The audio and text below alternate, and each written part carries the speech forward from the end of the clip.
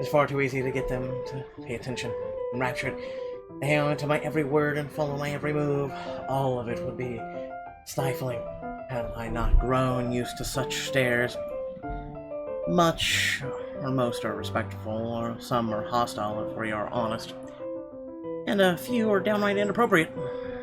After all, I am... On a right! There's a moment of agitation as a familiar but less than welcome face approaches me with a suggestive smirk on his face. Of course, I have to keep a benevolent smile and greet him as any good friend. After all, this man turns heads, being famous in his own right. Officer Lee! What a pleasant surprise. I didn't think you'd have the time to attend tonight's party. He's more Luke's friend than mine. Really, I'm quite sure. I only invited his wife. Much like I am only friends with the Chief Inspector because of Luke. Luke is only friends with Rochelle because of me. Unlike how I treated Lee, however, Luke never hid his animosity for the matriarch. It was an odd sort of friendship, where we would have awkward double dates. I don't even recall his first name. It started with an N, I think. I might be wrong. Aside from the Chief Inspector of Luxburn Police, his wife, Rochelle Lee Nee Vance, owns a general electronics company, fridges and freezers mostly. Oh, I always have time for my favourite socialite couple. Might I say, you look positively ravishing tonight. I see the husband isn't with you. The way he eyes me up is enough to make my skin crawl. I just wish Luke is here to fend off the more unseemly of our peers. You know, the ones. Men who are just a bit too friendly, staring too long at my assets and getting close just because my husband is not here. And to think they have the gall to do this at my own party. In my own house, if I might add. But, like any high society woman worth her salt, I know how to handle it with grace and dignity. I suppose you're looking pleasant as well. Luke's busy with work, unfortunately. Rochelle isn't here? A shame. I do hope he isn't causing you much trouble. That husband of yours can be a bit daft sometimes, acting like he's still some young bachelor. The wife sends her regards and her apologies, but something came up with a doctor and she needed to attend to it. You know her being pregnant and all. We make small talk. Rather, I'm forced to do so, as he would not leave my side after finding his place there. Much to my chagrin, I've been extricated from the few who flock in hopes of flattery, for I can tolerate them far better than Lee. He's a nice enough person, and I adore his wife, who's obviously the brains behind the two. But there is something unsettling about him. I do not trust him as much as I want to. He regales to me tales of Luxburn Police Department, a different affair to the usual gossip I am privy to, and though I loathe to admit, is interesting nonetheless. I expect the topic of business to die out quickly, which would be understandable enough due to the confidential nature of his work. But, oh boy, was I wrong. So, we're in civvies, I steal and drive off with one of the police mobiles, right? In the mirror, I see the new tank chasing on foot and screaming about theft. The look on his face was priceless when I parked in the garage. Oh my. You made him chase you all the way home for a prank. What did Rochelle have to say about that? Rochelle has a strange love and hate affair with Lee. He's a married man who did not grow up past his early 20s, judging by the way he acts. Surprisingly enough, they've been married for a good 20 years. A lifetime, if you compare it to my marriage of 7 years with Luke. I, on the other hand, well, Luke is no Lee. I should be happy about that, I suppose. Sounds like he needs to cough. Although my darling did have his moments. The wife pulled my ear and gave me a good talking to, though. Besides, we live in a flat a block away, so it wasn't much of a grand chase. Weren't you living in a house near the countryside? Moved for work, you know. Or you probably don't. No, I don't. But a flat in downtown. I suppose if that's what you like. Oh, it's horrid. Hate that tiny place, no matter how convenient it can be for work. 55 square yards are not enough when you need to get away from the wife. Okay. I wouldn't mind a place away from the city. Even started looking at the ads. I spied an interesting lot, actually. Heard it was finally put up for sale, or that something mansion. You know the one with all the ghost stories. I know what he's talking about. There are really only a few urban legends around here. It's... The Ermengarde Mansion? That's the one. Worthy of a king it is. I'd buy it myself, but Rochelle would only gripe if I brought it up to her. Not to mention all the expenses a place like that. It'll be a real fixer-upper. You also have to find someone willing to work there with how superstitious people can be. Yeah, it almost sounds like you talk like this all the If it time. becomes a problem, just hire someone to do an exorcism. Actually, I do know of someone who could be up to the task. You remember the Ludgates party at their Christchurch summer residence? Yeah, you recall? Of course! It was an excellent soiree. Everything was so classy, too. Such call. good taste. Come on, man. Oh, that place was a pigsty until they hired out this interior designer and they turned it into a bloody palace. She worked for the Exodus for their apartment in Soho too, and they recommended her when we were looking up pieces for our beach house in Porto Colom. I think I have a business card right at... No, I must have left it in my other jacket. Anyway, she's called, what's her name, Marianne, I believe, yes. But truly, if anyone were to get that place in McCullough, well, they'd be the envy and the talk of the town. Well, if you put it that way, I might just snatch it up for myself. This place was starting to feel a bit small lately anyway. Sure, a 3-story penthouse might not fit the definition of small for some people.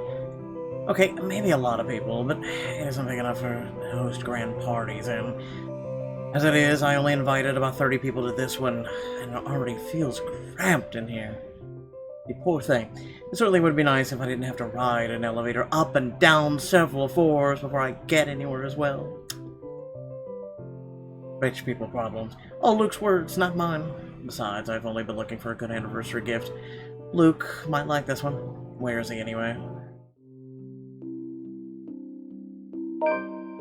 Luke is stressed to the nines, as he usually is, and he looks all ready for whatever the day will throw at him. His butler and valet wait to decide, just in case he isn't as ready as he looks.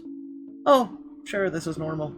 What is confusing me is the fact he's on his way out of the penthouse, considering we won't have anything to, or anywhere to go until much later. Where are you going? I am to attend the Triad Autumn Tasting. I do believe I informed you of this 2 weeks ago. Yes. And might I remind you that I had stricken that off your schedule? Because 1, the doctor told you to stop consuming so much alcohol. And 2, I informed you a few days ago about the open house we are going to attend in its place. I've even found this marvelous interior designer, Marianne McCullough. It's a 3.5-hour drive to Cardiff. I don't have time for this. This is like that little party you threw all over again. You don't inform me of it, and you expect me to stay and be a gracious host when I have business elsewhere. I believe this guy is voiced by Takahata 101. You know He's how a I operate, Hana. Twitcher. Unless this was penciled in, I am sticking to my schedule. If I may intrude, the madam is correct.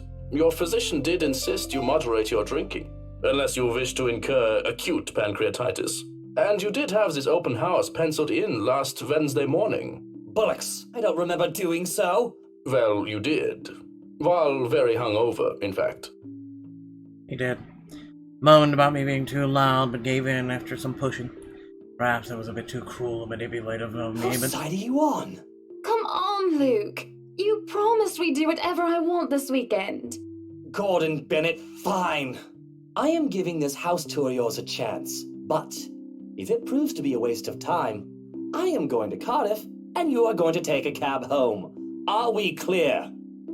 It's just a bit of a husband and wife tit for tat, isn't it? All couples have their arguments.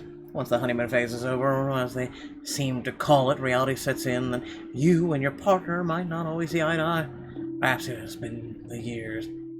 7 of them is nothing to scoff I at. just cannot bloody believe I agreed to this. I was really looking forward to the Triad tasting.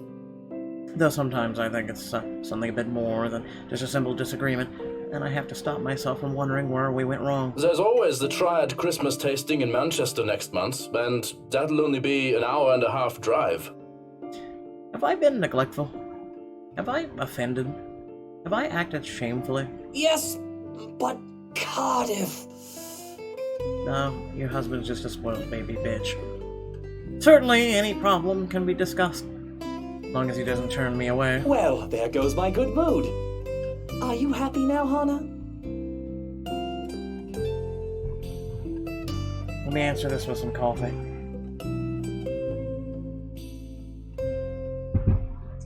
Why must he treat me this way? Yes, I am very happy, Luke. Because for once in a very long time, we are doing what I want. I'm ecstatic. Understood? And this would be perfect if you stop acting like a child who needs their nappy changed. We will be leaving after lunch for the Ermengarde Mansion. You are going to park your rear in the car and keep mum. And you are going to behave during the tour. Needless to say, Luke looks a bit shocked at my little outburst. He opened and closed his mouth a few times, struggling to reply before he crosses his arms to look like, well, a moping child. Any more rules for this little excursion of yours, Your Highness? No. Your mouth shuts now. No wine. No wine? Unacceptable! I am already not allowed to the tasting, and you would deprive me of that simple pleasure? If I see you take one sip today, I will put the stocks under lock and key. Do you understand me? Don't forget the bottles he keeps in his dresser. Whose side are you on? The person who signs his checks. How many times in one day can you ask that?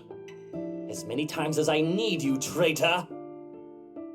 The ride to the mansion is quiet, with Luke having stared out the window the entire way, not paying attention to anything around him. Meanwhile, I am conflicted. I don't know if I should apologize for changing his plans like that. Also, I should apologize to the audience. Well, you guys will quickly learn that Luke is a pain in the rear, and also he's gonna say something here in the future. I don't know if it's during Hannah's playthrough or his. Yeah. Just gonna apologize in advance because you'll end up hearing it.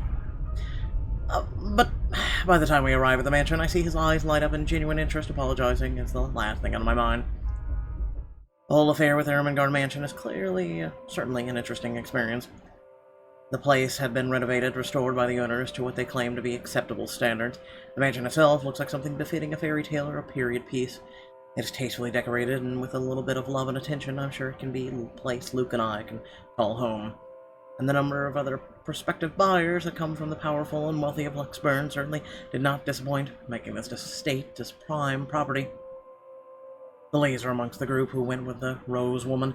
I saw a few other notable faces, though I did not really feel like mingling. Unfortunately for everyone of them, the Wrights are interested in buying. What's been bugging my mind, however, is that Isabelle. What is her problem? I still don't quite understand what is happening. One moment she's scrambling to give us the paperwork to finalize the sale, and then she's panicking over some little sort of prank letter or another. Dear me, is Isabelle all right? It is apparent, with the way she shakes and by the pallor of her skin, something has really shaken her up. Isabella, do you need me to call that ambulance? You know, I never noticed that they do Isabelle for when we're reading it, but her name's Isabella. Wow, okay. I am worried, but it will be best if she is attended to by someone more familiar to her, like our partner. But even then, the girl refuses Rose's offered drink and looks like just about to make a run for it. No, I'm just feeling a bit out of it. They seriously change her name and everything. Excuse me. I'll be back. And she does so, just as predicted, and her partner follows like a concerned mother. There is an awkward air among us, as we are left in the wake of whatever that was. The others murmur and gossip with each other, speaking of the poor, daft girl, and telling the tale to whoever was not an audience to the act in the first place. It doesn't take long for the woman, Rose, to return and pull us aside into the study for what I rightfully assume is damage control. Rose invites Marianne to, hopefully to apologize to her as well, but the woman refuses, saying she is not one of her clients anyway. That leaves myself, Rose, and Luke, the last all too eager to make himself comfortable in a study he's no doubt already claimed as his own. I can't apologize enough about what just happened. Please forgive Isabella. She's been under a lot of pressure lately. She's young, and all those rumors about this being haunted just got to her head. And it must be this terrible heat, too.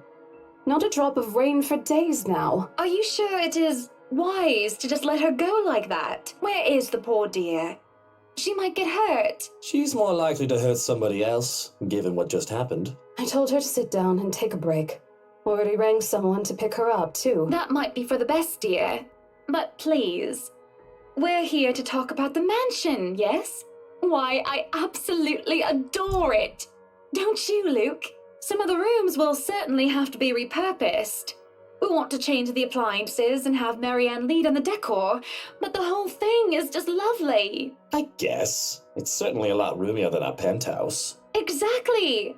Lots of space for guests, parties, a lot of room for little ones to run around too. Let's not discuss that right now, Buttercup. Anyway, I do think it would be a shame to let this mansion slip past us. I think it'd be a shame if you died. But you haven't even finished touring the house. Well, we like what we've seen. I am making her job easier for her, am I not? No need for loans or long price negotiations. We can just sign a contract, close the deal. Really, you think the woman would be more happy about an easy sale? I know how these estate agents worked, how long they had to wait, and how much they had to spend even just for a single sale. Why, she should be jumping for joy by now. I'm sure the commission on the mansion is nothing to sneeze at, even if she has to split it with the Isabel girl. Oh, do you think we could have horses here? Yes, those do sound nice, love. Anyway, if anyone else is interested in buying this property, I assure you that I'm able and willing to give a better offer. A vineyard would be nice. Or maybe And we do reward our people quite generously, Rose. So if I were you, I would start on that paperwork. helicopter pad. I pause. There's a small moment of complete silence where Rose and I stare incredulously at Luke. He's a child. His unspoken understanding, a rule between the two of us that we have to put on and act. With our social standing where image matters, it is also important to avoid making enemies, and to follow this rule is an easy feat for me. From youth, I've been well-trained social butterfly, gracious and graceful. Luke, on the other hand... Oh, wait, what, Luke? No, what? Whatever would we need a helipad for? Well, he likes to play the fool sometimes, even if he is anything but. As he throws me a wry smile, I shake my head back and Rose over. This is to be our home, and there is nothing she or anyone else can do to change my mind. This is the place that speaks of the power and importance, and the same time of the safety and comfort. Perhaps we could even have our family here. There's definitely no better gift than this for our special date. Why, everything here is absolutely wonderful. Well, except that ugly painting in the study. It's like a bad fake of Edvard Munch painting. Here's the deal. I'm willing to pay 10% higher than your listing price. If anyone tries to outbid us, just add another 5%. I doubt anyone can, of course. Or, you know what? Just add 15% to the listing price, and we can sign all the paperwork now. I guess, if that's what you want. That won't be any trouble. I don't have all the papers now. Didn't think this would be a quick sell. I'll have copies sent to you so you can look over them. And if you'd still like to finish the rest of the tour with Isabella's group, you're more than welcome to. No, I think we're good here. We'd appreciate a private tour of the place a lot more, I think. All right. Should I let Marianne in, then? Marianne? Oh, right. She's waiting outside the study this whole time, hasn't she? I'll need to have a little chat with her to move this mansion project forward. Please do. There's a lot of apprehension when the other woman enters the study. Yet, like a professional, I see the moment when she steels herself and masks her worry. Admirable. We have this project, then? Of course. Will you be needing anything from us? Having the floor plans would be a great start, just so that I can look at them beforehand. And if you could tell me when you're available for a meeting so that I can include it in my calendar? Oh, is a meeting really all that necessary, Marianne? I guess we can send Johans to help you out. You two can start by getting rid of this ugly painting. Hush falls upon the room at my request. What painting? And lo and behold, the painting is gone. In its place, a mirror stands, which leads me to look at my own confused expression. Odd. Well, no matter. Back to the topic at hand. Marianne, dear, we are simply far too busy to meet up. Or perhaps, maybe I should grab my gun. But I guess we can free up a day to meet with you. God, you poor thing. I don't really need another Maudlin Monday reading about Maury anyway. The book club can function without me for one day. What time shall we be seeing each other? How does lunch sound? Besides, my house has a higher priority over the book club. Why, we can hold the next meeting in this place. Surely the beauty and grandeur of it all will inspire spirited and lively debates about whether modern-day writers could match up to the classics. I might as well clear up the rest of my week to handle whatever affairs buying this mansion requires of me. Any social activity can be put off until Ermengarde, or rather the Wright's mansion, great debut. I'll have my fill of great parties and gatherings, especially when I organize them myself. That sounds good. Although, with a project of this scope, we might need most of the day to tackle your concerns. A more thorough inspection of the place is also preferable.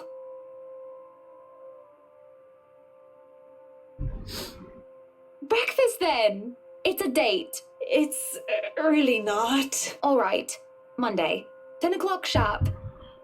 We'll see you then. Actually, Marianne suggested that we meet up at 9, but who was even awake at that unholy hour? I was lucky enough to wake up this morning before Luke went all the way to Cardiff. Who wakes up at 9?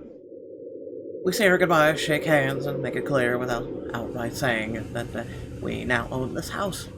By the time we left the mansion grounds, sunset is almost upon us. So, you really want to buy this place then?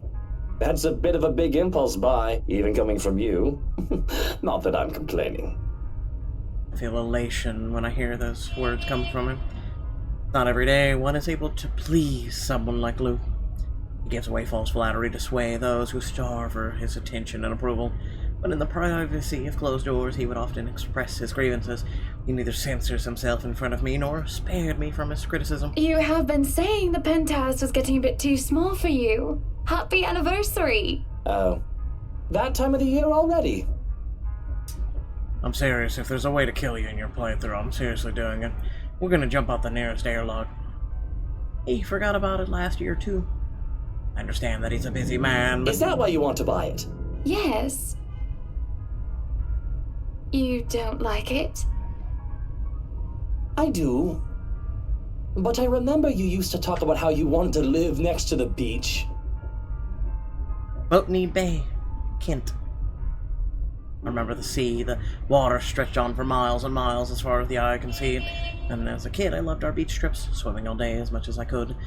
I was a well-behaved child, and the only time I ever truly felt truly difficult was when I refused to get out of the water, and my fingers had gone all wrinkly. And even when they managed to pull me out of the water, there was always sandcastles. The day before we married, I told Luke I wanted a house on the beach and a dog, and a kid or two. None of those came true, even 7 years later. That was a childish dream.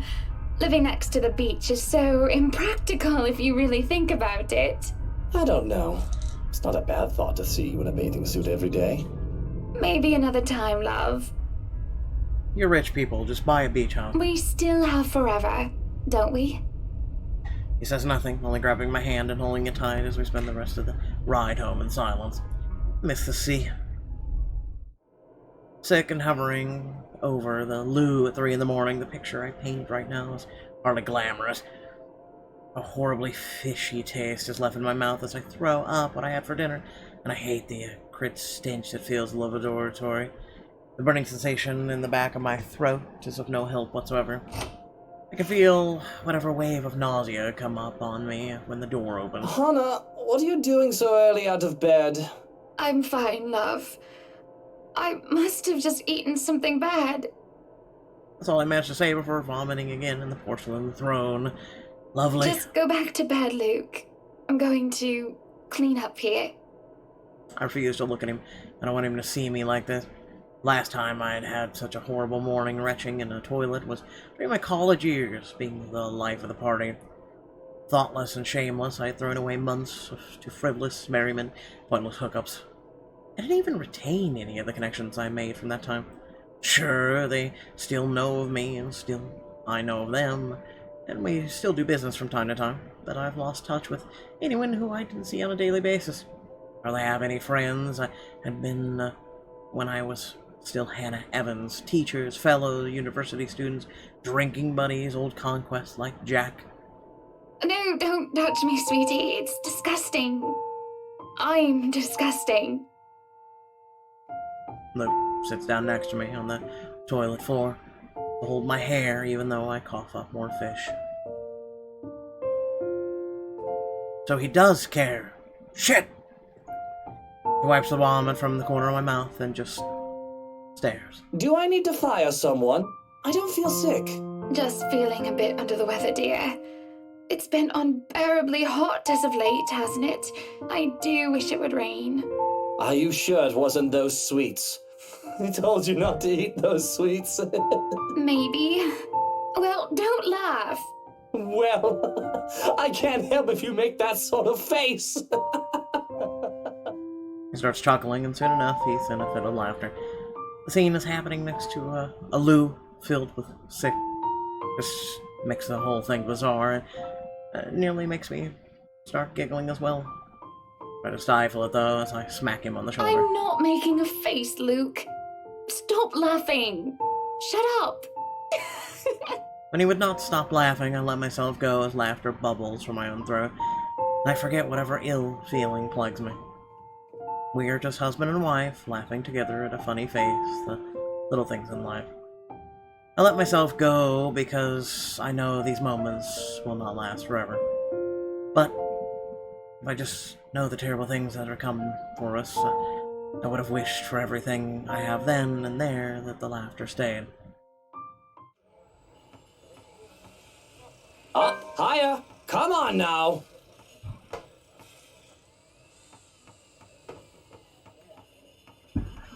The place is bustling with movers, carrying furnishings here and there, along with several trunks of personal belongings taken from our penthouse.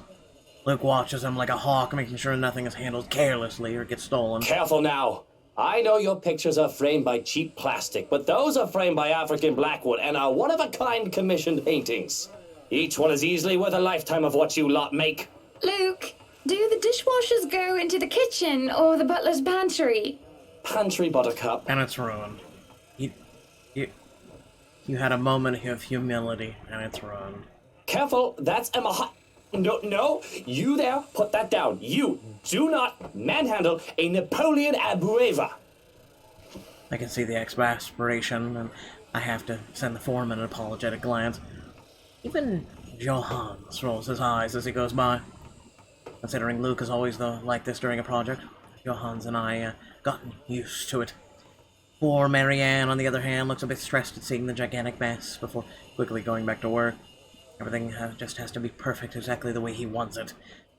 One little thing out of place, one little thing that didn't fit the image he clearly constructed in his head, Luke gets bent out of shape. Sweetie, why don't we go and sort your suits upstairs? Let Johannes and Marianne and the foreman deal with the rest of the work. We have this, Mrs. Wright. Yes, please do go before a blood vessel bursts. Bloodstains are so troublesome to clean. Taking him by the hand, I lead him upstairs into our bedroom. This place has been arranged first so that we can get some rest, no matter what state the rest of the mansion is in. I am definitely glad I can just lie down on a soft, comfy bed after what I've been busy mourning. Watching Luke act like his life depended on getting this move done is tiring all on its own. And I think I have the whole day of this ahead of me. I feel the bed dip beside me as Luke sits down with a sigh. Well, I can't wait for this to be over. I don't know. It's fun seeing you all fired up. Here at home and not at work, you know. You know I can't always be home, Hannah. I have a company to run, unless you've forgotten. I haven't forgotten. You're the one who insists on being there to make sure each and every little thing is under control. I just really miss you sometimes, and I wish you were at home more often. Why, if you're not careful, I might go a bit loopy and I'll start bringing cats home. And soon enough, one day you'll find yourself going home to a farm just filled with felines that follow you everywhere. Oh, don't bluff. The things would shred up your precious furniture. Besides, you don't even like cats. True, true. Dogs are infinitely superior, of course. No, they're not. But what about the wet dog smell? The mess? I'm not cleaning up after a mutt, no matter how cute. If you think about it, a cat would be better. Not always that we can just lie down and talk about these sorts of things. We joke around as if we're teenagers again with very little problem in the way of responsibilities and roles. To hear his genuine, honest-to-goodness laughter is a rarity. This is just the second time as of late. Cat farm. I can only see it as signs of good things All to come. good points. I guess we could just have kids. That is, if you prefer dealing with soiled nappies and sick as opposed to dead birds, mice, and litter boxes. I've already told Marianne about turning the second bedroom into a children's room. I guess sometimes I don't know where I'm crossing a line. I didn't say that I was a good comedian, did I? Not this again. What? I wasn't being serious. It's not something you take the piss out of. Having a kid is a big responsibility, Hannah. We've talked about this, haven't we? I'm not ready to be a parent. I'd probably end up killing the little brat by the week's end. I'm not gonna apologize. God have mercy on my soul. Carly likes you well enough. Mention of our little goddaughter places a conflicted look on his face. Sometimes it's cute when he denies having a soft spot for the little girl. But then sometimes it's sad and it makes me wonder what happened to make him think so poorly of himself in this regard. Yes, well, it's Kylie. The tyke likes everybody and, on the off chance she doesn't, likes them well enough as long as they buy her sweets. And sure, that kid is great. But if I get tired of her, I can ship her back to her father at the end of the day. Having kids of our own will be a whole different monster entirely. You're rich, just buy caretakers. I'm looking for employment. I don't already work 20 hours a day, but, you know, I've never heard him talk about his father in anything but a business contact.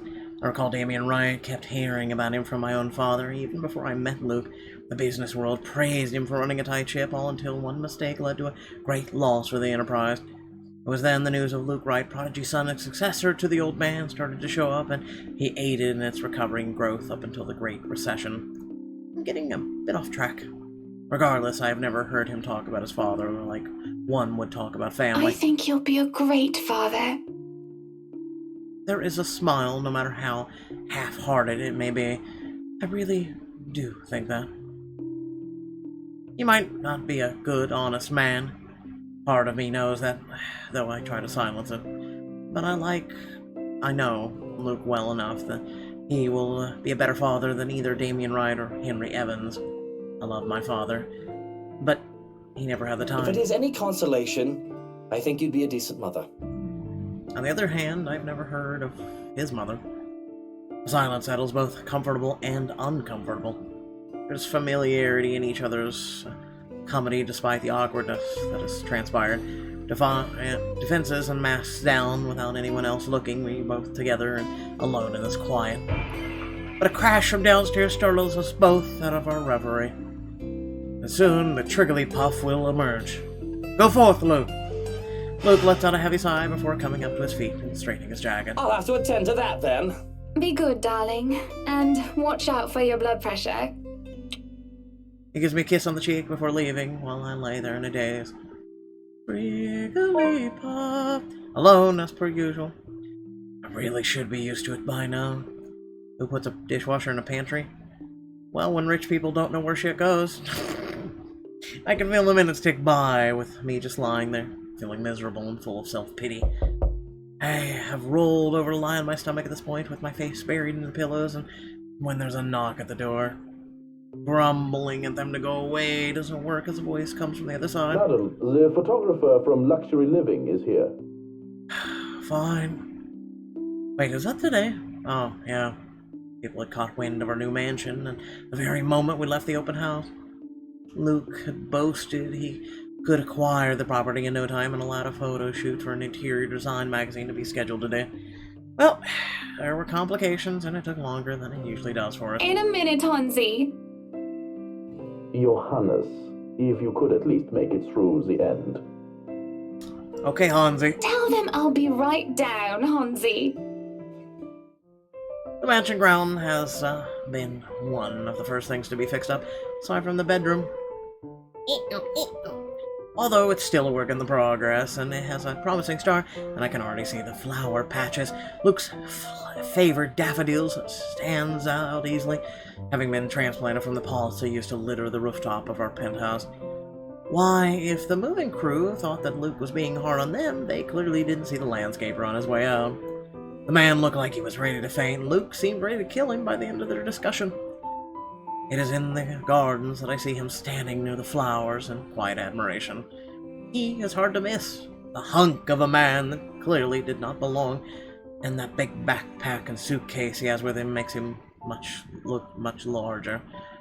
It is a peculiar sight seeing someone who looks like he does handling little delicate things with such care. He looks up from the gardens and does a double take before a friendly face replaces his serene expression. Miss Wright, yeah? Hi, Zachary Steele here from Luxury Living, ma'am. Hope you weren't waiting too long. But it looks like you're still moving in, huh? Thought for a second there my calendar was wrong and I came here too early. The one and only. Welcome to Maison de Rai. And yes, we've been in the process of moving in as we were delayed. But it won't be a problem. They're just adding a few things here and there, and you should still be able to do your work. Where's the rest of your crew then, Mr. Steele? Zach is fine, please. Mr. Steele makes me feel like I'm a mascot for a cleaning product. Anyway, I'll be your one-man crew for today. Don't worry, been doing this gig for a while now. You must be quite the veteran to handle this on your own. We've had a full crew coming into our penthouse the last time we were covered in your magazine. Veteran? Oh, your words are too kind, Miss Wright. Hannah, if I get to call you Zach, you have my permission to call me Hannah. Alrighty then. Anyway, I'm no veteran, but I know my camera well enough to make sure this is a good shoot. You can trust me on that, Miss Wright. Hannah. Zachary approves quick enough. I can, in fact, trust him. His skills with the camera and experience in the industry, at the very least. He is kind, courteous, listening, and following as I lead him through the house. A really nice fellow, and he treats our household staff well whenever we cross paths with them. I answer his questions to the best of my ability, and he's patient enough to answer mine whenever I get curious enough. For one, I ask what the bags are for. They are quite the magician's toolkit. From inside, he has procured several items to embellish the interior with bowls of fruit, lemons, trays with peppermills, stacks of cookbooks, cutting boards, glass canisters filled with colorful nuts and grains are brought in from the kitchen setting. This camera noise is getting really kind of annoying at the moment. For the bathroom, there are white towels, seashells, and decorative soaps. There are other things as well, too numerous to count, all in that large backpack and suitcase. Tricks of the trade. Softens up a room, makes a place feel more homey, and fills it up with texture. What else you got in your bag? But you guys probably have better stuff I can use for this. No lights.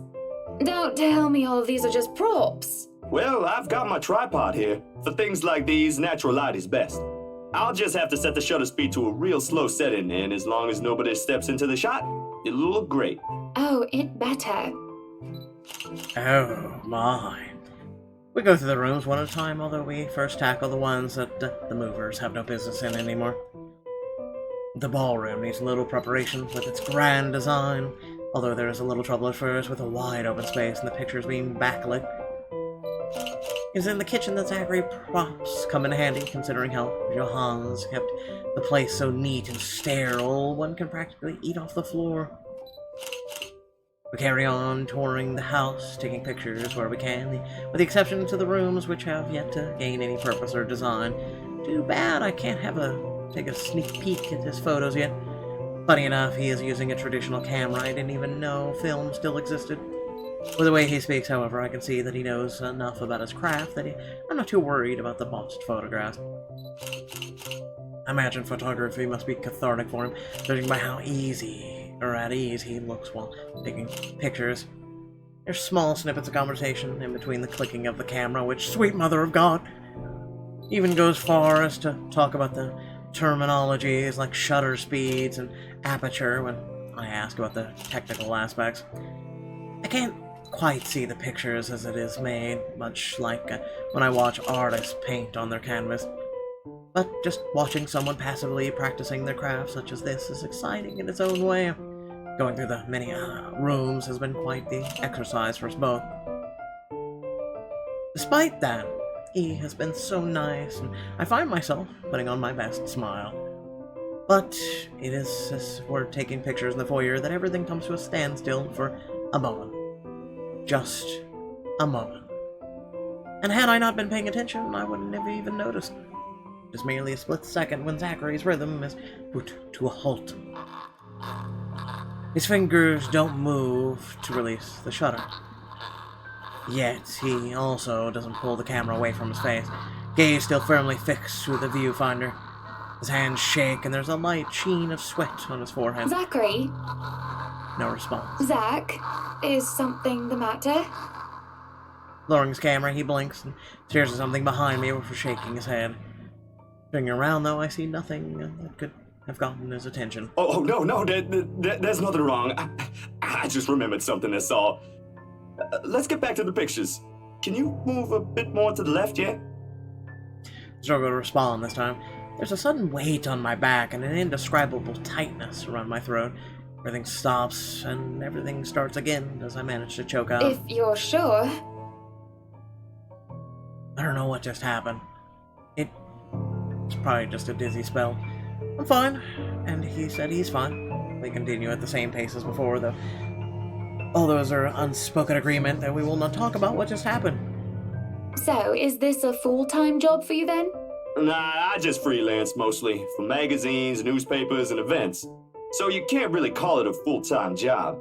It's fun and it puts food on the table, but it's not what I really want to do. At least, not all the time. What is it that you want to do then? Maybe I'm out of line sticking my nose in other people's business, but I can't help but ask. Got a camera lens in your pocket, or are you happy to see me? I regret nothing! I regret doing so. As I see his shoulders slump and the easygoing air he has fades away. He looks torn over whether he wants to talk about it or not. Films. Documentaries, mostly. But cinematography is a lot more difficult than photography, right? I was working on this thing, actually. What thing? Well, it wasn't really a big thing. People didn't like Blue Fonzie very much. People don't like a film about colors. I suppose they would have liked Blue Bibby a lot more. Very funny. So, Grand Director, do you want to tell me what Blue Fonzie is all about? He hesitates. But when I refuse to budge on the matter, he gives in and spills it all out. Bleu fonce, le hair, le pos, sombre de no botenex. Dark blue, the darkest hours of the Black British. He speaks with fat passion of one who has gone through the very matter he is concerned with. There is conviction, knowledge, and experience in his speech. Why, I would have told him that he is an amazing speaker if only I wasn't so engrossed listening. Prejudice and discrimination in schools and in the workplace, lesser chances for opportunity and higher chances of being treated like a criminal. He spoke of blacks, the people of color in general, still being treated like second-class citizens. All because of the color of their skin. It is all just positively riveting. And sad. It comes to a point where, he soon loses steam. He looks abashed, realizing what he has just done. Sorry, I just got so carried away and... It's fine. It is really so fascinating to watch people talk about their passion after all. You should see how your eyes light up when you speak so fiercely. You do have very beautiful eyes. Uh-huh. Thanks, I guess. You're married, stop it. I want to say that I understand where he's coming from, but I really don't, do I? I was born with a silver spoon in my mouth, and I lived a charmed life. It hasn't been perfect, but the difficulties I've been through pales in comparison to what others experience on a daily basis. I certainly don't know how I would have fared were it any different. Would I still have met Luke, and would he still have loved me if I were any lesser? What was your home like? These things you talk about. It sounds like well, I don't mean to pry, I mean. Live with my older sister and my grandparents. We had a shop selling all sorts of things below our flat. And well, I was one of the few non-white, non-British students in class. I didn't get pushed around or anything straight up. Even then, I was one of the biggest kids around. And that's why. But a pencil and notebook would go missing, you know? Oh, that I know. Children can be so cruel at times. Of course, it may be a slightly different story when you have a personal guard and stolen item is not a pencil, but an expensive heirloom. So what about you? How you liking your new house? It's pretty impressive. A pencil to us is as expensive as a heirloom, just saying. It's nice, I suppose. You suppose? Not big enough? What? No, oh, don't be a bully. It's just that. I understand if you don't want to talk about it. I was a little girl all dolled up and treated like a fragile porcelain with nursemaids waiting to me hand and foot. All the material possessions anyone could ever want, I could ask on a whim and it would be handed to me just like that. But I barely saw my parents, just goodbye kisses in the morning before they went off to who knows where they needed to next. I saw them more often on the telly or in the papers than I ever did in person. I remember my old house. It was a lot like this one. Big walls and big holes, but nobody in it. Not really. It makes you think how alone you are. A pensive mood overcomes us. There's a moment where neither of us are sure how to go on from there. Things have gotten a bit too personally and it's wholly uncomfortable. Like as if we're been friends before. Well, that's normal, ain't it? You just moved here. You'll make home out of it yet. It certainly makes it easy to believe that. My childhood house is indeed a lot like this one. Just as large and extravagant. And just as empty. I hope he's right. So, Monsieur le Photographe, you've covered the one and only Ermengarde Mansion. What's next on the agenda? The interview? Boring. It's an interior design and housing magazine. And they want to know what Miss Wright has to say about her interior design and house. Honor Wright thinks she bought a magnificent house that she can certainly brag about. Blah, blah. Boring. You know what they should print more of? I watched an interesting documentary the other day. Bleu Foncé, the darkest hours of the Black British. I recommend you watch it. Those are the things that people should know about. What do they care if I use a purple or green bowl of fruit in my kitchen? People, right? Oui. People are shite. What do you think? Do I look good with this angle? I strike a pose while he's being busy, looking taken back for a moment, probably not expecting me to just go and say such a crass word. But he recovers quickly, and after snapping a few shots, he grins. Yeah, vous êtes belle. You want copies of these ones? Yes, please. So, the big boy knows French. Je ne sais quoi. You must have wooed a few ladies. Unless you're into gents. Listen, I've been doing French more, okay? Either way, French is, after all, the language of romance. Oui. Though I don't know about quoting fancy poetry, but I've made lunch for a girl before, and they did like that fancy French cuisine. Can you cook your best? I could cook just about anything as long as I know the recipe.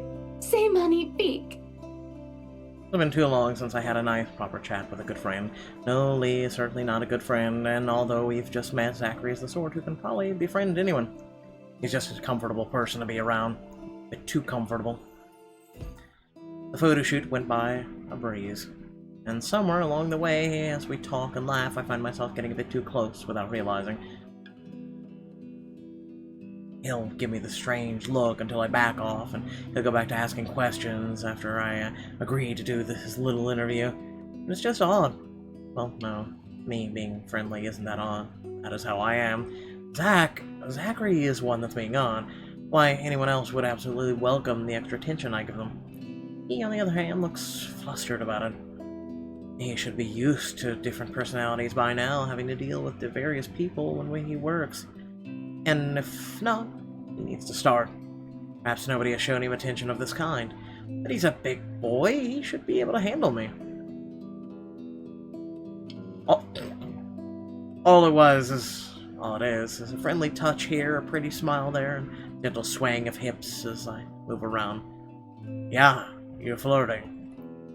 Zachary grew more red every time he noticed. Am I being mean? I find enjoyment in seeing him unravel. No wonder he's uncomfortable. I mean, seriously. Perhaps. Went on during the interview, and beyond that, there's nothing wrong with what we're doing. Right? If you have to ask the question, there is. Zachary and I are having a playful, friendly chat while enjoying the outside view. At least, that's how I see it. I'm sorry, but I'm really getting distracted. You don't say. That isn't a camera lens in your pants. Could you maybe stop doing that? Stop. I'm not sure if I want to, though. Come to the game and smack her. Stop it. I'll stop if it makes you uncomfortable, sweetie. Sorry. No, I should be the one apologizing. Why, you're a shy one, aren't you, big guy? It's not that, but... He gestures to the ring on my finger and lets the fact of the matter hang heavily between us. Being told implicitly that I am too forward is not a common occurrence. I think I'm more stunned at the fact he pointed it out rather than, well, being rejected. Zach's a good guy. Not that anything is going to happen between us in the first place. It was just going to be some harmless flirting, right? So, you've never had a girlfriend? No. No boyfriend either. You know, just in case you were gonna ask for that one next. And you haven't even had your first kiss? Not a one, ma'am. Do you want to have your first kiss today? I can't help it. I really, really can, and I'm gonna apologize lots later. Surely, by the catty smile on my face, it's obvious that I'm pulling his leg. The laugh I fail to contain certainly gives way, and it isn't obvious. But still, he lights up in embarrassment, stammering and sputtering objections. You're married, and this will be extremely unprofessional. I never said I would kiss you, silly. Oh, Johans! No, what? No. Don't call your butler. She's Hannah. That would be for the better. I don't think his husband would appreciate it if I made him kiss another man. I do not think he can hear us from here either. But it is hard to think you're not taken, Zachary. Why, whoever becomes your girlfriend will be so lucky to have you. You can cook and take wonderful photographs, wonderful meals and wonderful memories. I can play guitar too. You can? Oh my. Wonderful serenades as well then. Perhaps I can find a young lady who deserves a fine, strapping young gentleman like yourself. You miss nothing. Let's not get carried away. Besides, I gotta be going. It's getting late and I got someplace else to be. A shame. I will be expecting you again soon, I hope. For a copy of my photographs, yes? Of course. I'll even deliver them personally. Just, don't try to make me kiss your butler when I drop by. As fate would have it. Done! The very moment the words leave my mouth, Johns comes out of the house.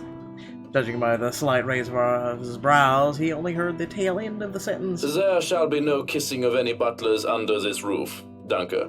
But you are not under a roof, are you, Hansi? To my amusement, he takes a step back, safely placing himself within the threshold of the foyer under the roof of the house. And just as ever, he is quick to return the sardonic reply. I am now. As I was saying, madam, it's about time for supper. Will I be needing to set an extra place at the table? Oh, what? No, I was just leaving, actually. So, you have a good night, Hannah, and you too, Hansi. It was nice to meet you, Zach, honey. You have a safe trip. Hansi. He nods, and the grin on his face as we say our goodbye is the sweetest that I have ever seen. I linger looking out for him with a relatively tiny bicycle, backpack safely secured in the basket by the front, and a suitcase hooked to the back. I watch as he went down the path back to Anselm Village until he is nothing more than a blip in the horizon. I cannot help the small smile on my face as I go inside for supper. Entering the dining hall makes me feel so much confusion. It is dark. For the moment, I thought the electric work is not up to par, but that clearly is not the case, as every other room is bright with artificial light. Finding the light switch is a monumental task considering the size and unfamiliarity with the room. To make matters worse, the darkness grants the room a different atmosphere, eerie and frightening. Listen, some of us have light sensitivity, okay? It takes longer than I thought to find the switch, something that will have to be rectified later on. My skin starts to prickle, and there's a distinct feeling of being watched. It unsettles me and only spurs me on in my search. When I do open the lights, there's a hiss. I'll turn the lights down, woman! That's me. There, at the end of the hall, is my beloved husband, with his face in one hand and glass in the other. Perhaps I can let it go if it's only one glass of wine. However, I can feel myself go livid after seeing the toxic green liquid gleam mockingly at me. Luke, what? Are you drinking absinthe? You know what the doctor said. Absinthe, Luke. Are you actively trying to kill yourself? Because if you are, we can just hit you with a bloody car. Honeybee, Buttercup, not too loud, please. Besides, it's Lelouch, not too strong. Just hair of the dog that bit me. Helps with the hangover, dearest. You drank? When? This morning, love. Don't be mad. I just needed a few drinks, having to deal with those simpletons. And maybe I had one too much. You don't see me whinging about you leaving me to handle them on my own. I had to attend the photo shoot and interview with Luxury Living. You know that. Let's not make this about me, What's up with the Luke. chandelier just... This is about you and your drinking problem and... Oh, I don't know, Hannah, darling. What if my drinking problem, as you like to call it, is linked to you? If we think about it that way, this discussion is about you. That was pretty mean of you, we on a boat? leaving me alone to do all the work like that. You can't use the interview as an excuse either, honey. I was informed the moment your little interview was done. So, what was it then, What? What's it gonna be? Should I tell the truth or tell a little lie? I was talking with Zachary, the photographer for Luxury Living. I have no reason to tell lies. It's not like I'm guilty of anything. But as Luke's expression turns, he makes me feel like I actually am to blame for something. He has a way of making me laid bare with just a look. That really struck me when we first met years ago. That giant Negro? Like I said, here we go. You were having a secret meeting behind my back and it was with him? What are you implying? I'm implying nothing. I'm just worried.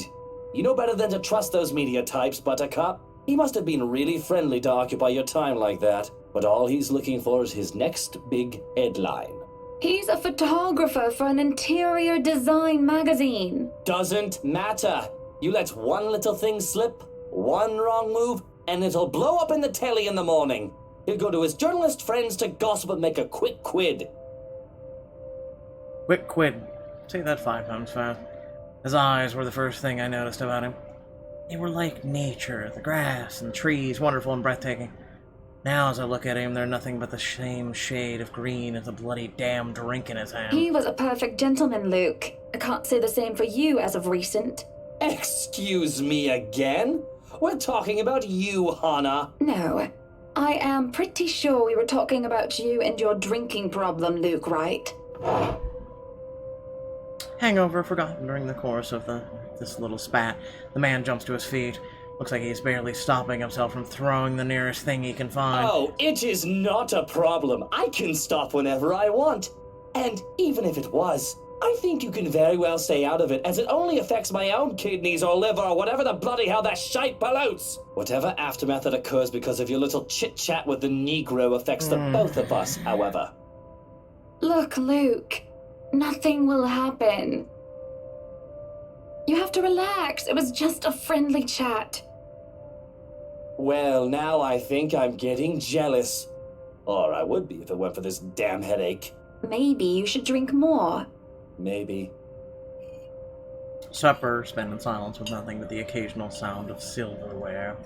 A grand feast has been served, well, grander than usual anyway, most likely due to Luke's complaints of stress. A platter of native oysters for starters, a tranche of turbot and with purple sprouting broccoli, lemon, capers, and anchovy sauce remains. It looks okay. Oh. Finish it all off, black tea and golden syrup sponge pudding with custard. This I would take. But when our appetites are appeased and the plates are cleared away, Luke stands, kisses me goodnight, and leaves me to stare at my half-empty cup. Lonely in the lull of the night, I sit in a house too big, too empty, and foreign and unwelcoming. Even with its warm tone and homely decor, it feels cold. There's no need for tears, however. I know I can get through this, like every other obstacle I have faced before. There is a minor setback and what I hope will be a long, happy life. To remind myself that this place is for Luke and our future children fills me with a renewed vigor. Besides, looks like someone is having a cry already. The wailing is far away and muffled, yet at the same time it shakes me to my very core as I hear it, as if the suffering is just standing right beside me. Hearing it sends chills down my spine and makes my skin prickle with goosebumps. Who is that?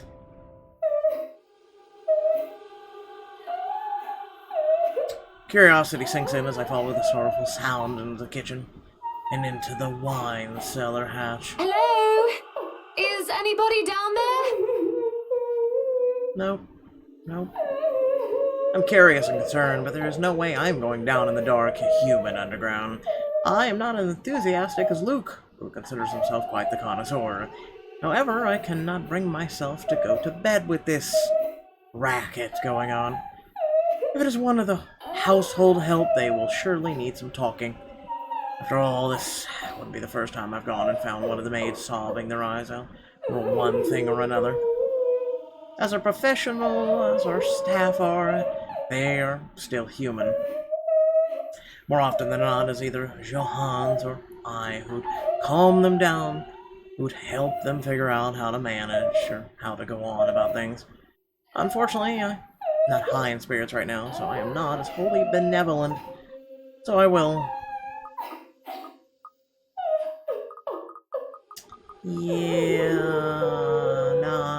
Call them out. I knock 3 times, waiting for any sort of reply, yields no results, and I've already touched the floor hatch far too many times than what I'd like. I take a deep breath before reaching out again to whoever's inside. I've learned from experience that people respond better to kindness and threats, and shouting angrily would not help in coaxing them. You, in the cellar? Do come out. Curse you, sunlight. We don't want Luke waking up and finding you in there, do we? That man would go ballistic thinking someone was trying to steal his precious wine. Or crying on his precious wine, too, I'm sure. Still nothing. You can have a good cry. Just not in there, yes? Why don't you come out here and we can have a cuppa and you can tell me all about whatever it is you're bawling about? With how long I was standing here, however, I'm starting to think myself as a fool. I did not want to acknowledge the other feeling I have, especially as the wailing took an eerie turn. The thought of being played with didn't sit too well with me, and I had to stop myself from being too hot-headed as I cry one more time. Hi, sunlight! God damn it! Now you come out of there! That is an order from the lady of the house, do you hear me? Why, I ought to... It freezes as a hand clamps down on my shoulder. The dread I'm feeling all this time makes itself known as I kneel unmoving, not even daring to breathe. I can feel my heart pounding against my chest, but the touch is gone as quickly as it had seized me. It is only Johannes I see when I look back. Apologies, madam, for touching you like that. I do this. Ah, good. Kinda gives an eerie thing.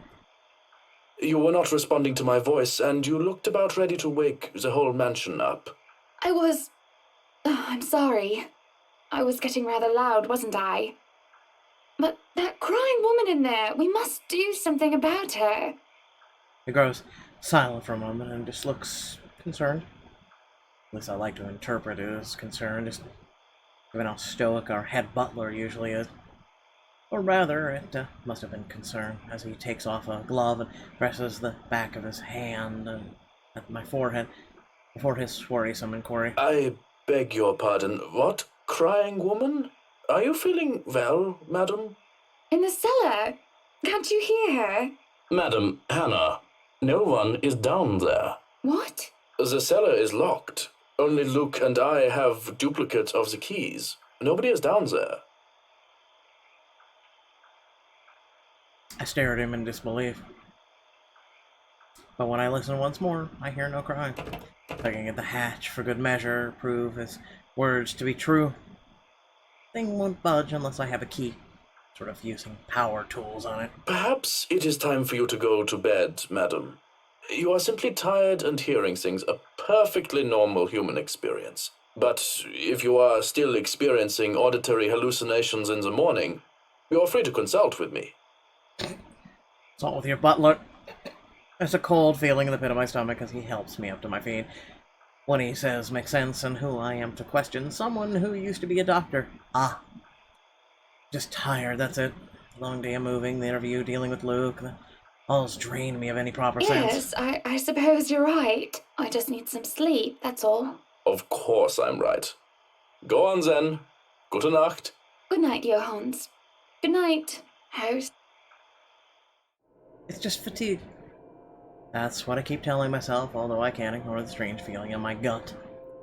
Either there is something wrong with this house, or there is something wrong with my head. Sleep will be elusive tonight. Luke is already gone by the time I rise. There isn't a single hide nor hair of him to be found, and trying to call him on his mobile is a bust, as it only goes straight to his voicemail. That's twice in a row he's gone on me. For him to disappear today, of all days, is a bit upsetting because of what's to come. The morning is once again filled with a whirlwind of activity. Fortunately, I'm much more refreshed as I take a break from my responsibilities. I haven't the faintest clue where Luke was yesterday. Today is going to be a busy day, although unlike Wednesday, the master of the house isn't here right now, absent once again from his duties. Hopefully he'll be back in time for the party. This is our house, after all. A ground housewarming party for the wonderful Wright Mansion. Every person of importance from Luxburn is invited, and there will be a few guests flying in as well. Of course, there will also be some people from the media, along with friends and acquaintances who are made no less important, regardless of their status in society. Marianne and I discuss business, last-minute touches of the house before finalizing everything. Not that there is much to change from our original plans.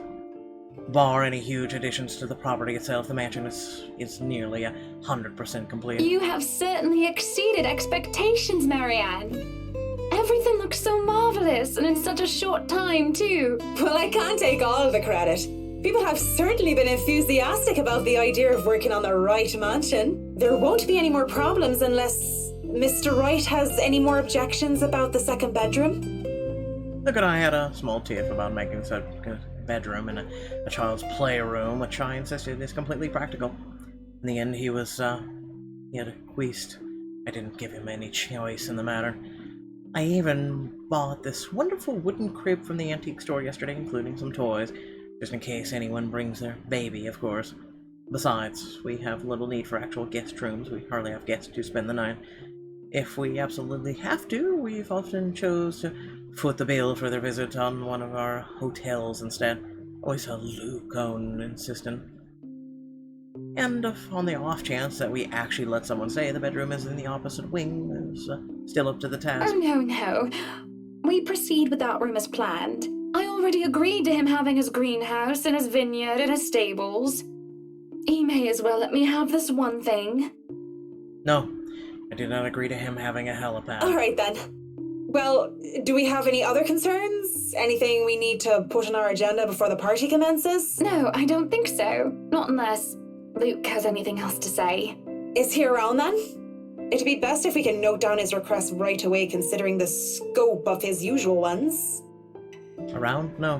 Where is he? Who knows where? I don't. No, he's not around.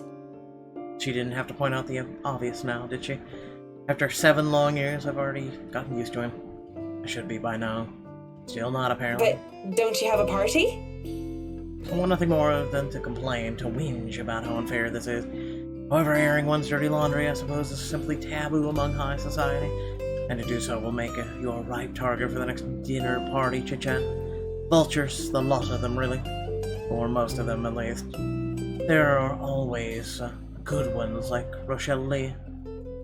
But put your trust in the wrong person, and you'll find yourself eagerly picked apart. Yes. But Luke's just being a sweetie, you see. That friend he's visiting. He's having marital problems, and he's just trying to cheer him up. Perhaps I'm being a bit too rash, and too hot-headed in divulging details, but I thought myself clever with a plan to dress it up as gossip. Marianne's raised brow makes me unsure whether she is interested or not. Although that does make things better if she has no interest at all and therefore has no hidden intent to utilize whatever I say to her. They've been married for a long time and they've hit a... how do they say it? A rough patch. His wife has a drinking problem and can be very neglectful. The poor thing really does his best to be a good husband, but it's never enough for her. Sometimes I think it's the years. Maybe it's been so long that they've lost that romantic spark. What do you think? You were asking for my personal opinion on the matter, ma'am? No, I was asking for your fashion advice. Do you want me to be honest, or... Be honest with me. Be honest with me, Marianne. I don't need someone to sugarcoat it. I'm not some fragile thing that I'm just going to break down at the slightest thing. She hesitates, taking a sip of her coffee while I stare into my own cup of tea. Silence stretches on, and I almost believe that she will never answer my question. I suppose that I shouldn't blame her putting her in a tight spot like this. Her hesitation is understandable, though I loathe to admit it. She simply wants the whole thing to stay professional. But then she speaks. If I'm going to be completely honest, I need to ask. This is about you and Mr. Wright, isn't it? My turn to hesitate now. I really didn't expect such a straightforward question. And I'd get to the heart of the matter. I suppose I'm not as clever as I'd like to think. Is it really that bad that an outsider can see our own marital problems? Surely, we aren't that obvious, are we? We put up the act of a perfect couple for years, although it hadn't always been an act. Marianne is just more keen than the average person, of course. It is a necessity to her career, and she's been working so closely with us. Yes, that's it. Suppose it is. What would you tell me? Then, I tell you it's none of my business. I tell you that I don't want to meddle. But, if the troubled husband with the neglectful wife asked me for my honest opinion, I'd say that he shouldn't base his happiness and his self-worth on someone else. Someone who won't even give him the time of the day. Maybe he should try being independent for a while. See what it's like when he isn't trying to please someone else and doing things for himself. Everyone's supposed to be their own man or woman, right? A bit of breathing room never hurt anyone. That's just my 2 pence worth, of course. So you're saying they should divorce? Nothing as drastic as that. If they're afraid that it might lead to just that, then maybe that is what's meant to happen in the first place. We shouldn't let our fear control our lives, but it's just a short hiatus is all. Or, couples therapy? Look, I'm really not the best person to ask about relationships. So grain of salt and all that. Trails off, having said her piece. Leaves nothing but the smell of coffee and Earl Grey between us. My 2 favorite things in the world. There's a calm, despite the nature of what just has been discussed. To say that her words make me start to think is an understatement. To say that I'm not considering her advice is a lie, and to say that this might just be the calm before the storm is a possibility. Others have had shorter marriages, yes, but they have celebrated long and happy ones as well. My own parents celebrated their choral anniversary before they passed away. But 7 years? 7 years isn't a whole lot in the grand scheme of things. It isn't a whole lot of time to see what and where our relationship can bring us. And at the same time, 7 years, well, it hasn't been entirely made up of unhappy years, has it? It won't last forever. It's not supposed to, anyway. Just the dread, the thought that it might last for a very long time. I dread the thought that these small spats, these little disagreements will turn into an all-out resentment. The idea that we will grow to hate each other with every fiber of our being scares me. I can't even pinpoint the exact moment when our blissful union turns sour. We can get through this, right? I know that I still do love him, and I feel that there is still a part of him that loves me in return. We just need to get our heads together and talk it out. Surely he will see some sense. There's a cough before Marianne clears her throat. I must have been quiet for so long, and I am moved to apologize when she stands up. We both end up on our feet, unsure of how to proceed. Some sort of odd, awkward shuffle occurs as we decide whether to sit back down or not. I really should handle what's left of the work. You won't be attending the party? Oh, you really must, Marianne. I'll try to stay and chat. Maybe grab a few bites and a drink, but I can't be around for the entirety of the event. My apologies. Almost sound like she said pints instead of bites. Busy, busy, busy. You must stay a while. I'd love for you to meet some of my friends, and they're ever so excited to meet you. You need to say hello to the Lees, at least. If it wasn't for them, I'd never even heard of you. We'll see. So, if I can be excused? Certainly. You'll have to excuse me as well. I must attend to the party before any early birds arrive, because believe me, they will throw a fuss if things aren't ready, even when they're not supposed to be here until an hour later. The scene outside the parlor is great, organized mess. Aside from our own household help, we hire the service of a temp agency which provides staff for Wright Enterprise in the hospitality sector. Even our very skilled staff cannot undertake a party of this size on their own. Waiters, busboys, hostesses, and their staff captains move about in droves carrying crockery and serveware, good for several dozen people and then some. Chefs and bartenders tail after Johan, looking like scared little children as he escorts them through the kitchen and into the wine cellar. To reuse the stocks to select what can be served at the party and what can be used for cooking. Schnell! We have a lot to do, and I believe we did not hire snails. Snails are for the dishes. String quartet readies up to play for the evening, tuning their instruments as they fill the air with idle chatter. Floral decor where thousands fill the vases, trees, baskets, while petals are scattered along the driveway up front. An ice sculpture of a reindeer is brought in carefully by a pair. It is followed by a simple cake, just a 5-tier white chiffon, one with white chocolate mousse, fresh berries, and a light dusting of edible gold leaf. No joke, it's literally gold shavings. Rich people. But despite the fact that I told Mary Ann how I would attend to all this, I find myself unable to focus or care for any of it. I still have our discussion running in my mind. Looking at all this, I only see Luke everywhere. These are all grand things that Luke wanted to have for the party. I'd wanted a small, elegant, and simple gathering with only a few selected and invited, namely the people who I would actually trust enter my home. I did not want bloody politicians or paparazzi in here, no matter how used I am to catering them. At least be here for your party. Damn it, Luke. The entire thing screamed Luke Wright. And I can't help but add another question to the growing list of queries. When did I lose myself? It's always about him nowadays, isn't it? What about Hannah Wright? What about Hannah Evans? Used to be my own woman who made her own name, her own career, and her own decisions. Sure, I was already a social butterfly that I still am today, but it wasn't all empty, shallow gossip and sitting pretty. I was also lauded for my knowledge and talent. Finance manager wasn't just handed to me just because my father owned the company. I had insisted that I start at the bottom, and I could work my way to the top and prove myself. And I did. I worked numbers, managed budgets, money, accounts, analyzing the competition and market trends. There was a calculation of financial risk, cost reduction opportunities, auditor liaison, and public relations supervision and staff, and, well, I generally had a huge slew of responsibilities.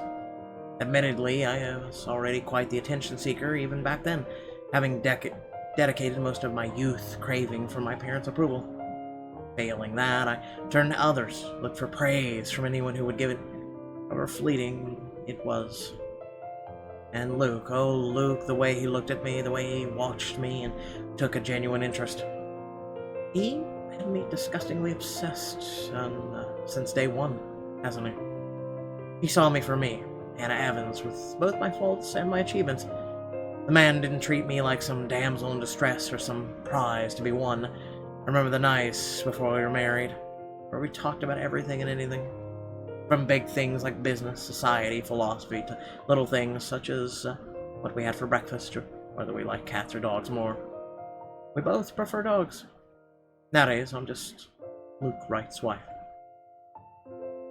Mostly my fault, isn't it? They told me that husbands preferred wives who are docile and subordinate.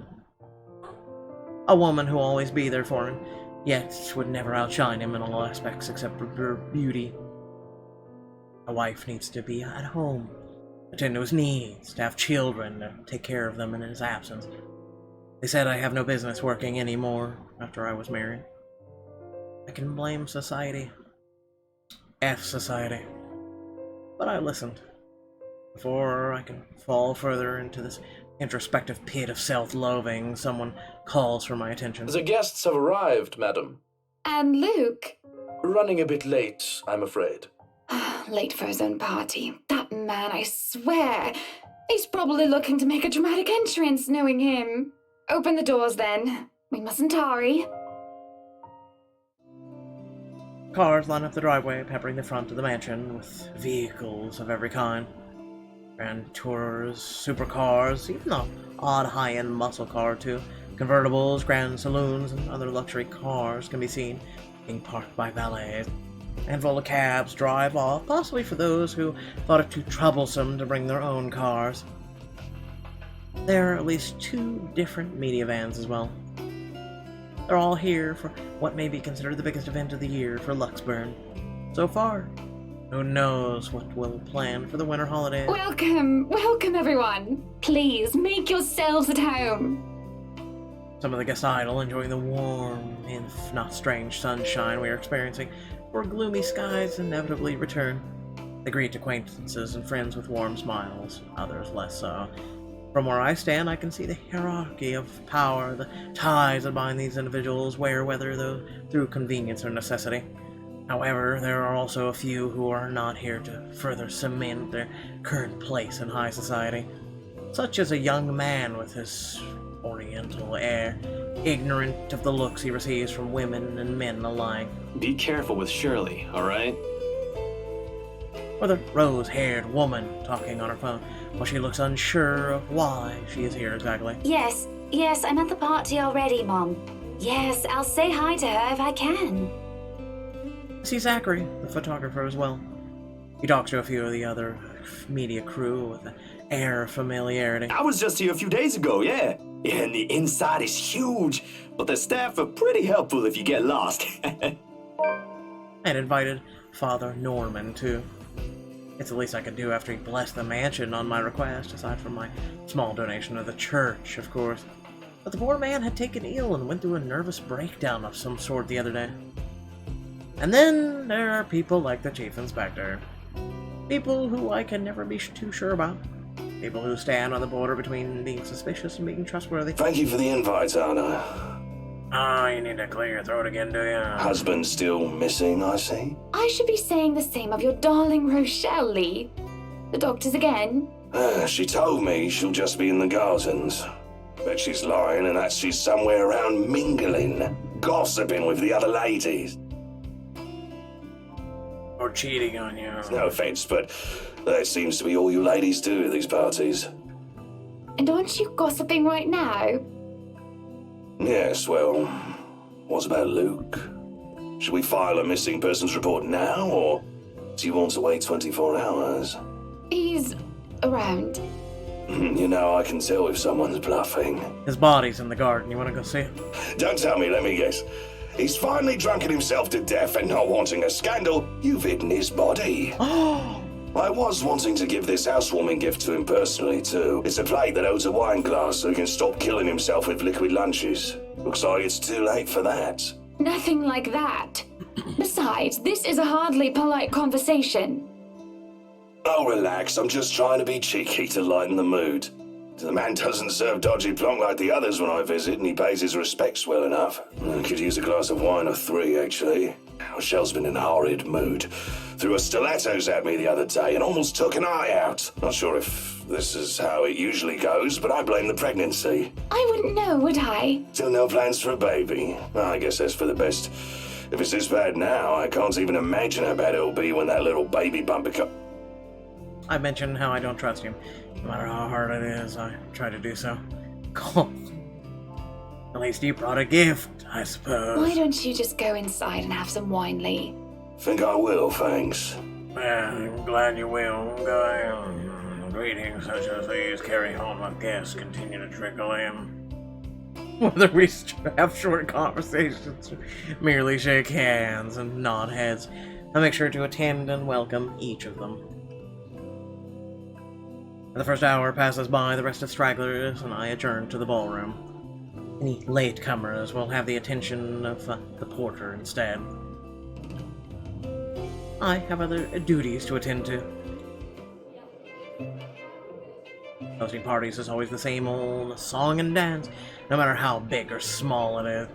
You make sure your guests are well fed, have good company and have them generally enjoy themselves. So when my opening remarks are done, when the band has started to play and the guests have all started eating, I find myself wandering around aimlessly until I am pulled aside. For a while, I stayed with a small group and entertained them before excusing myself, and when they're not anymore watching me, I end up watching them. When they don't listen, I do. The local banker is having trouble with his daughter. He wishes to marry her off, but she wants nothing more than to make music. One of our hotel managers worry about the stolen belongings of one of his patrons, failing in security, which should be brought up to higher authority soon. Our mayor, well, his cat died. And then there's the rose-haired woman once again. It is hard not to notice her with her distinctive locks. She also lacks the grace that the other ladies have, though that does not make her any less beautiful. Her stance and the air she exudes instead are strong, and they make her stand out despite her or casual attire. Many men have already given her their attention, though each invitation to dance has been turned down. I approach intrigued, although it is no great mystery what occurs or occupies her attention, with the glances she keeps sending towards the boy with the oriental hair. She remains unaware, though, even as I stand beside her, pretending that I am there for a drink. You would catch his eye a lot better if you wore nicer clothes, don't you think? See nothing wrong with what she's wearing.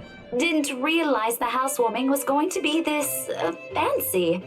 I would have gone with a nice dress if I knew. Oh, you're fine, dearie. It's only really the parvenu, those who climb, that come to these parties all dolled up. Quite the black-haired beauty, isn't he? The boy comes over, but I do nothing to speak any softer. He merely passes by, and it is a wonder he doesn't hear what I say. Who, Ash? You know, you really shouldn't have turned down those offers. If I wasn't married, I'd happily go dancing with those young men. But you said a name. Ash. That's the exquisite lad you've been looking at all this time. I don't know him, and I'm the one hosting this party. That must mean you know each other. Is he your boyfriend then? Because that would explain those rejections. In my life, I have never seen a face grow red so fast. The shade of her hair did not help at all. This is the most pink I've seen on a person, really. What? No, that's ridiculous. He isn't my boyfriend. Such a violent reaction. A simple no would have sufficed. Many here would be happy to hear it. Listen, it's kind of like Sakura and Sasuke, okay? It's a thing. And I haven't been looking at him. That's right. You've been staring.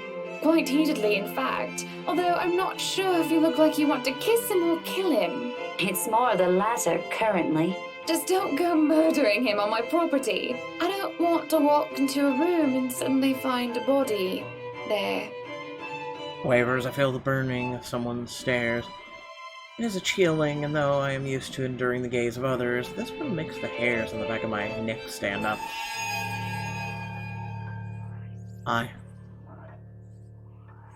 Excuse me, your attire does not match what we ask. I'm gonna have to go ahead and ask you to leave. My attention is pulled from the girl, and I see a woman staring. Dark hair, dirty. She looks more like a beggar than a guest. And I have half the mind to call security at her when her mouth breaks out into a grin. All I hear is her laughing. Haunting. Her stare makes my blood run cold. She looks at me like I am nothing but a pig to slaughter for her amusement. Makes my hand shake and I nearly drop my drink. But then, in a blink, she's gone, and the buzz of my party returns. I'll keep that in mind, but... Are you alright? Yes, sorry. I just thought I saw something strange.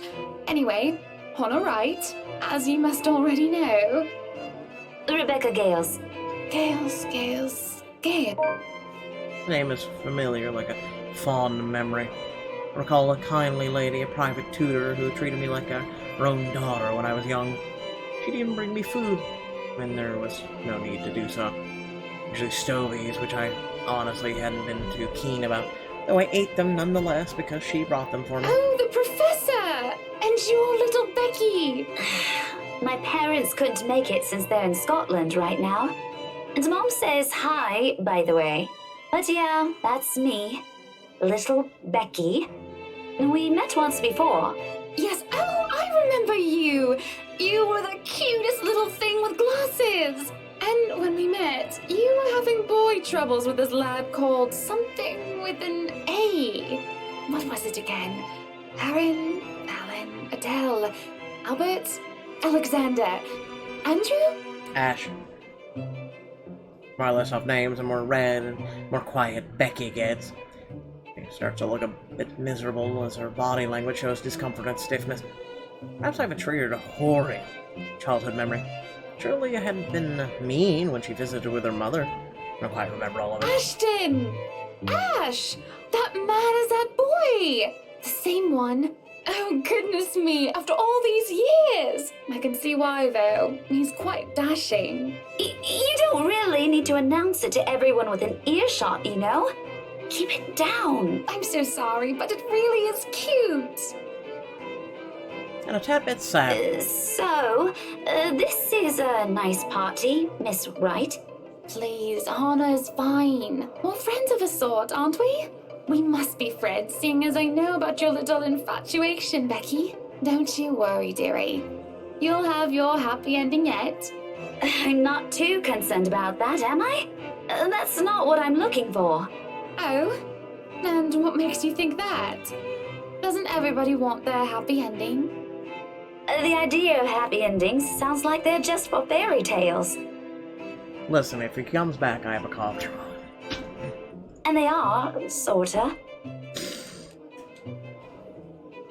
I don't think you can just sit around, trapped in some tower and hope for the best. If you love them, you have to fight for it, right? You're not just going to sit there and hope that everything will just fix itself on its own. Like everything, you have to work at it. But what do I know? There's a grimace, although she starts to relax around my presence. How long has it been since we met as children? Certainly a long time.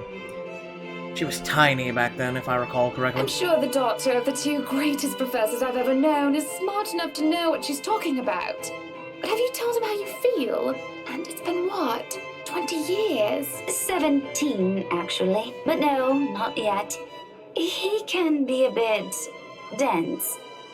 I was hoping that maybe he'd notice on his own and... Well, that won't do. What if you two become husband and wife? He's not to be dense when he's sworn himself to another person. Why, you might just as well consider leaving before the day's even begun. If that happens, I'll have to give him a good ear bashing, won't I? Whoever anyone ends up with, it's not going to be a perfect relationship anyway. There's going to be things you'll love and things you'll hate about the other person. We're just humans. It's funny. Here I am, trying to give you advice when you did the very same thing back then. I remember you giving me a makeover when we were still kids. And you were the first I told anyone about my... I do remember now that she mentions it. Did I give her the yellow summer dress or the pink blouse?